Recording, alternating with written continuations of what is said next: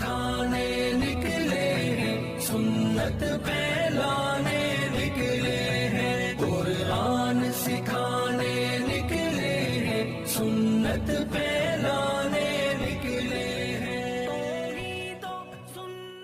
اعوذ باللہ من الشیطان الرجیم، بسم اللہ الرحمن الرحیم۔ جی آج ہم حروف ہجا کے چند اور حروف سیکھیں گے، تو چلیے شروع کرتے ہیں کہ وہ دیکھتے ہیں وہ کون سے حروف ہیں۔ تو سب سے پہلے ہے لام، اس حرف کا نام ہے لام، اس کو کہتے ہیں لام۔